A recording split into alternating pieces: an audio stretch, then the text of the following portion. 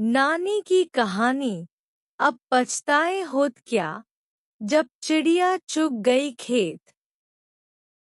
चमचमाते चांद की रोशनी में बच्चे नानी के आसपास बैठे थे और नानी ने अपनी मजेदार कहानी का पिटारा फिर से खोल दिया। आज मैं तुम्हें मोनू की कहानी सुनाऊंगी, नानी ने आंखें गोल करते हुए कहा। मोनू बहुत शरारती था, पढ़ाई से बचता और खेल में ही मस्त रहता था। बच्चे हंसने लगे। अरे नानी, ये तो हम सब की तरह लग रहा है। अरे बस सुनो।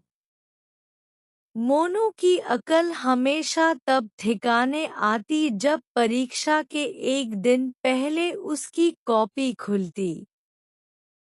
फिर शुरू होता ड्रामा। परीक्षा की रात का ड्रामा। परीक्षा की रात। मोनू का कमरा किसी रणभूमि से कम नहीं था।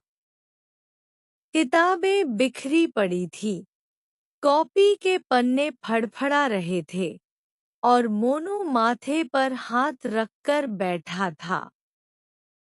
अरे भगवान, मैं फेल हो जाऊंगा, मोनू रोने लगा।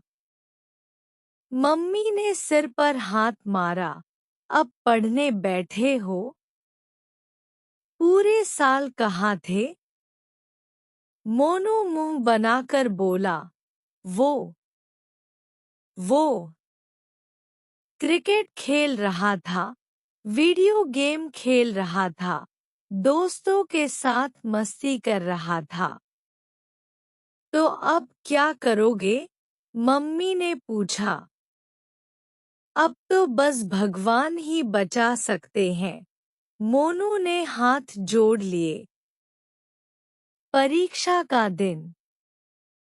अगली सुबह मोनू परीक्षा हॉल में बैठा, पेन चबाता रहा। पहला सवाल पढ़ा, कुछ समझ नहीं आया। दूसरा सवाल देखा, आंखें फटी रह गईं। तीसरा सवाल आया, दिल बैठ गया।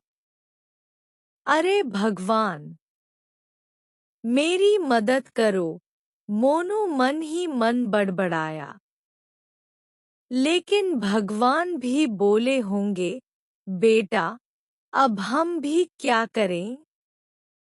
मेहनत तो तुम्हें करनी थी।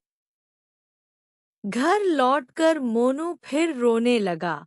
मम्मी, पेपर बहुत मुश्किल था। मम्मी ने ठहाका लगाया, बेटा, अब पछताने से कुछ नहीं होगा। मेहनत समय पर करनी चाहिए, वरना परीक्षा के बाद रोने का कोई फायदा नहीं। नानी की सीख। नानी ने बच्चों को प्यार से देखा। बच्चों, समय पर मेहनत करना बहुत जरूरी है। अगर परीक्षा के पहले ही पढ़ाई कर लो, तो परीक्षा के बाद पछताना नहीं पड़ेगा। हमेशा मेहनत करो और फिर जो होगा, वो भगवान पर छोड़ दो। बच्चों ने सिर हिलाया, समझ गए नानी। अब से पहले पढ़ाई, फिर मस्ती। नानी हंस पड़ी, शाबाश। अब चलो, पहले होमवर्क पूरा करो, फिर कहानी सुनाऊंगी। और बच्चे हंसते खेलते होमवर्क करने बैठ गए।